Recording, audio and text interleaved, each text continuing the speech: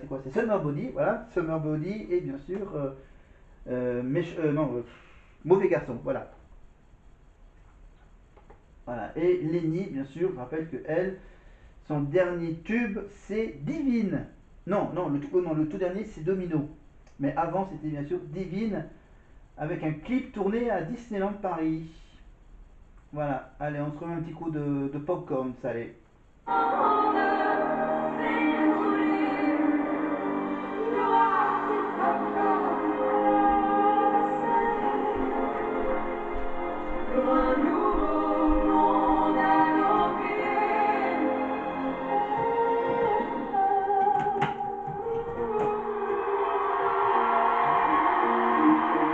Si vous voulez un maximum de bruit pour Santa!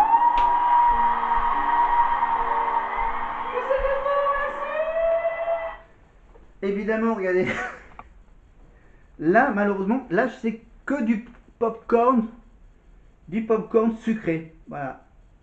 Donc voilà, par exemple, là, voilà, je cache la marque. Voilà, des petites boîtes de popcorn, c'est ça. Qu'on peut le faire chez soi, qu'on peut les faire chez soi. Donc voilà.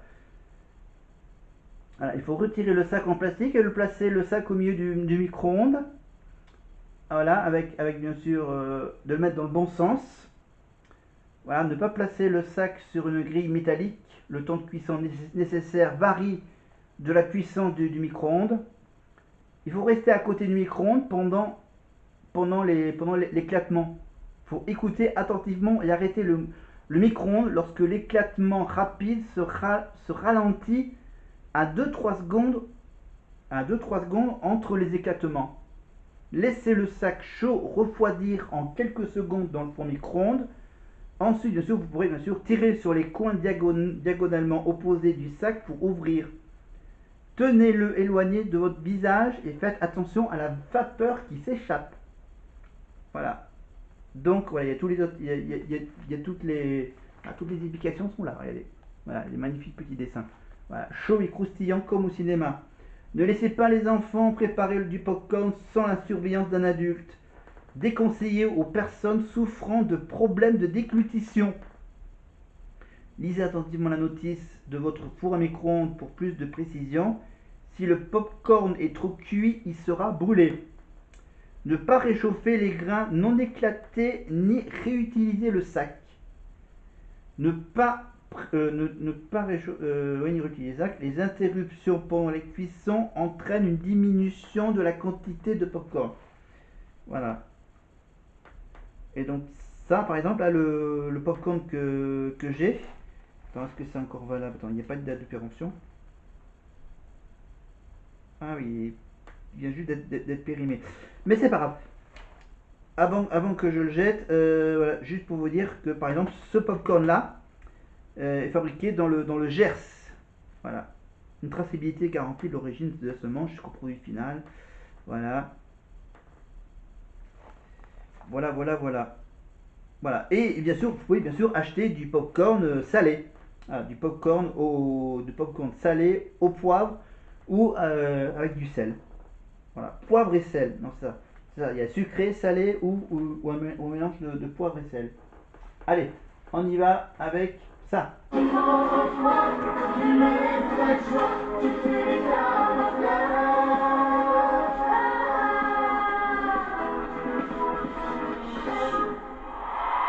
Voilà, c'était juste pour faire écouter un peu la flamme, évidemment.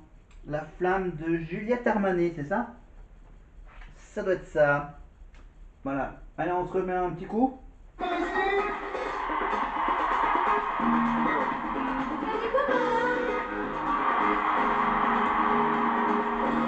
Et du milieu, Dana! Mesdames et messieurs, faites un max de bruit au clavier, vite!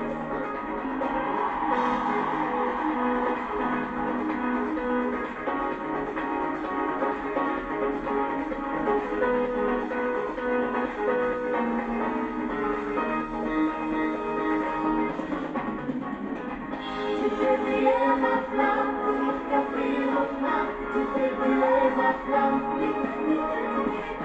Allumer la flamme, vite comme jamais, vite comme jamais. neige m'enflamme.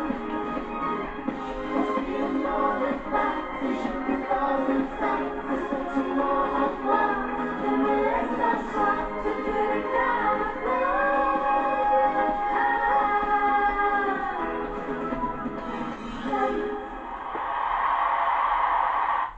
Voilà, c'était évidemment cette magnifique chanson qui tourne autour des flammes. Encore du bruit pour eux, s'il vous plaît. Et une phrase que j'ai toujours rêvé de dire. Comment ça va, Bercy? C'est fou pour nous, c'est fou. Moi aussi, je vous aime.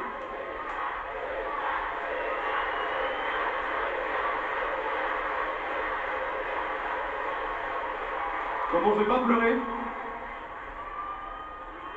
Moi aussi, je vous aime, pas de fou. Merci les amis, parce que tout ça, personne ne se le serait imaginé, ne serait-ce qu'il y a 6 mois. C'est fou, merci beaucoup.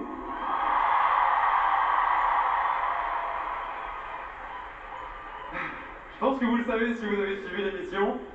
Et il a fallu travailler très dur toutes les semaines pour après vous fournir les meilleurs primes possibles et non rester dans le château. Et des fois, il a fallu faire des choix, comme pendant la semaine de la carte blanche, où Axel, du coup, avait laissé de côté Kid avec Eddie, de Fredo, par cohésion pour le groupe et par amitié pour Djibril. Donc je pense que vous le voyez venir. On est réunis ensemble sur ce titre. Alors acclamez très fort Axel et Djibril sur Kid, s'il vous plaît.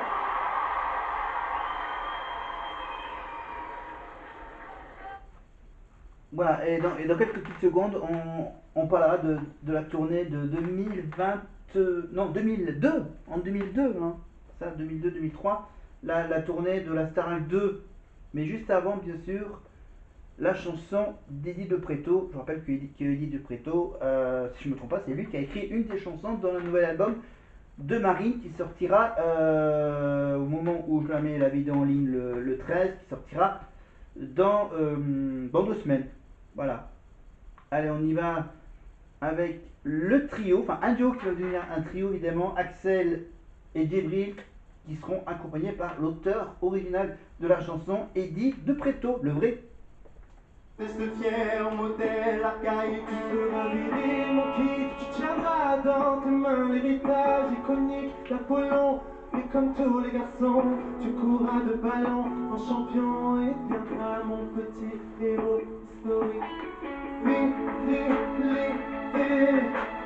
abusé. Voilà. Et je rappelle que par exemple, non, ok, d'accord, ok. Dans le pan se noircir, bagarre, une forger ton mental, contre aucune de sida, unis vers le contre rose, efface folklore et Gaïa, tu seras viril ou qui, tu y seras ta puissance masculine, pour contrer cette essence sensible que t'avais, le balance en famille, elle fatigue ton invulnérable fragile, tu seras viril, tu comprends. Voilà, c'était juste pour vous faire entendre la voix du vrai Eddie de Pretto. Mais en fait, sur la route, la tournée de la Starac, la caravane, les chanteurs taillent la route à bord de ce véhicule super équipé. Canlor, ah oui,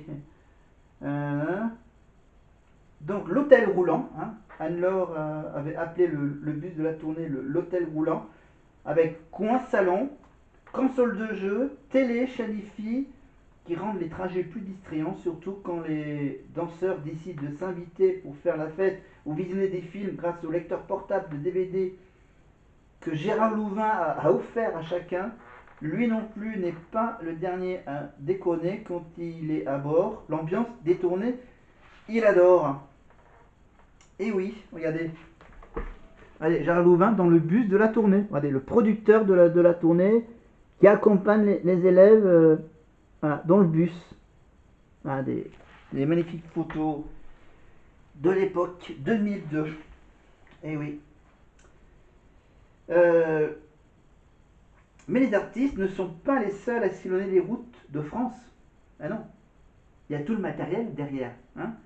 Pas moins de 7 semi-remorques qui forment cet impressionnant cortège et acheminent ainsi 25 tonnes de matériel. Plus de 80 personnes voyagent à bord de 4 autocars et 4 monospaces qui forment le convoi. Les académiciens seraient bien désemparés sans coiffeurs, maquilleurs, habilleurs, cuisiniers. Quant aux spectateurs, il n'aurait tout simplement pas lieu sans les techniciens. Dans toutes les villes, c'est le délire. Les spectateurs accueillent la Starac, main tendue et bouche bée, entre hystérie et béatitude. Voilà, par exemple, une fan dévore Fabien du regard, mais ne lâche pas son portable. Elle doit appeler sa meilleure copine pour lui annoncer la nouvelle. Tu dois pas le croire, devine qui est en face de moi là. Hein, c'est top, non? Forbu et lessivé après un spectacle d'1h45, sans compter les rappels, les académiciens pourraient s'écrouler de fatigue dans un lit douillet. Pas question. Pour rien au monde, ils ne saperaient leur after à eux. Un sourire, un signe de la main, un baiser volé à la foule. Ces brèves rencontres avec leurs fans les galvanisent. Si on est là, c'est grâce à eux, lance-t-il en chœur. Mais pour éviter les débordements éventuels, des bousculades de gentils vigiles veillent car les barrières de sécurité ne suffisent pas toujours à canaliser ce trop plein d'amour. Quant aux gardes du corps, ils doivent tout faire pour que les séances de dédicace ne mettent pas les stars KO qui monteraient sur scène le lendemain. Et oui, c'est qu'à l'époque, ils faisaient des séances de dédicace. À l'époque, ils prenaient bien le temps de faire des séances de dédicace après le concert. Allez, on écoute la chanson de Pierre, évidemment, Ce qu'on était.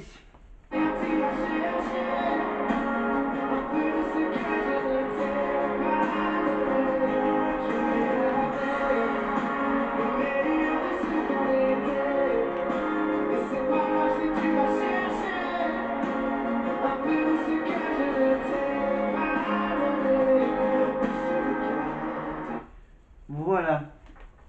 Alors, c'était juste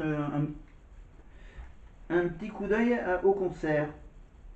Mais en coulisses, que se passe-t-il donc en coulisses? Les fans doivent se poser la question, hein, et s'imaginer des tas de scénarios, isolement total, concentration, silence, religieux proche du recueillement dans les loges. C'est vraiment mal connaître les académiciens, hein. Ils ne se la jouent pas star. Un quart d'heure avant de monter sur scène, ils papotent, reçoivent des visites des membres de la production, jamais avares d'un des conseils, ils rigolent, passent des dizaines de coups de fil, ils communiquent entre eux par oreillette interposée. Si un espion se branchait sur la fréquence, ils en entendaient des belles.